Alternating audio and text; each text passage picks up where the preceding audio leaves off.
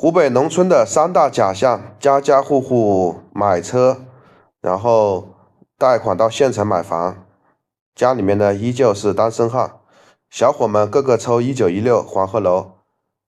这一次过年回来呀，让我经历了什么叫做真正的就是攀比现象。这种攀比风真的是太厉害了。看看这边的房子啊，到处都是2层的小别野，这边也是小沟渠啊，已经修得非常的绿化，非常好了。那边还种起了很多果树。然后大家可以看一下这个房子呢，应该是90年代初修的，然后这边呢是现代的10年代初修的，就是21世纪2010年左右修的。这边呢应该是2015年左右修的。房子的新旧程度不一样，不要问我怎么知道的，因为我就在这边住着。然后大家可以看一下，家家户户门口都有小车，1辆2辆，但是大量的车牌都是外地的，基本上都是两厢油的队伍。就是买车呢，然后贷款呢，修建这种自建房之后呢，说实话，一年到头也住不了几天，真不知道是为了什么，就为了回来过年这几天，平时啊过节也回不来，大部分都在远方，都在外地。看看这边的房子啊，真的是漂亮的很呐。你说这到底是为什么呢？还有啊，回来之后我发现呢，小伙们都抽的是1916，还有和天下，都是100元一包。平时在外面呢，连15元的烟都不敢，一般都是11、2块钱的就了不起了。看看这边的车可真多啊，1辆、2辆、3辆，豪车也有啊，奔驰、宝马也不在少数。大家可以看一下这整条的连排的别墅，住着别墅，开着小车，这生活一点不比城里人差。除了手上有点饥荒以外，但是呢，日子过得还是很好的，没有那么紧巴巴，比上班啊，比打工要强多了。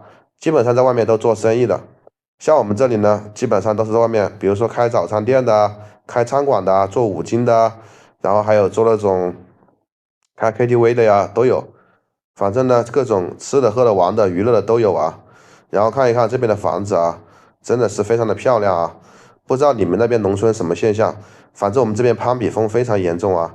就表面上看起来风光无限，其实背地里面呢，其实有一身的负债。不知道你们怎么看待这种现象？而且啊在我们村里面回来的呢，比谁都晚，走的呢比谁都早。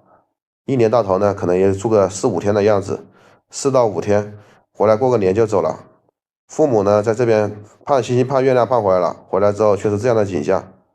然后大家可以看一下，还有啊，就是我们这边的人呢，本来手上就没什么钱，就要打很大的牌，然后抽烟呢，只抽和天下和1916，就是这边小伙子嘛，然后闭门不出，基本上他们在家里面呢，就是公子啊、黄花大小姐啊，闭门不出，然后基本上碰到亲戚了，碰到谁了，人的名字也不会喊，都不知道是哪个是哪个了，可能由于常年在外面的原因吧。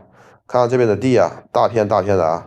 这边的房屋修建来的挺多的啊，整个房子啊还是很漂亮的，大把大把的房子，马路呢也越修越宽了。然后还有啊，就是这边呢，村里面的姑娘呢都看不上这边村里面的小伙子，别看他们有车有房，但是呢，他们更看得起省会城市的房子，县城有房还不行，因为啊还要全款的，贷款的更不用谈了。然后大家可以看一看啊，这边小伙呢基本上也瞧不上村里面的姑娘。主要是啊，村里面姑娘要的彩礼太高了，动不动20几万、30几万。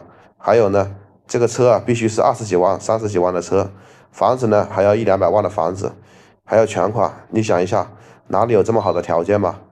不过这边的环境确实不错啊，农村总是能让人心情愉悦的地方，能让人陶冶身心的地方。看看这边的树啊、房子啊，你们愿意生活在城里面，还是愿意生活在农村？换作是我的话，要是不为了顺利几两，在农村，我觉得过得很舒服，对不对？这小日子啊，安逸的很呐。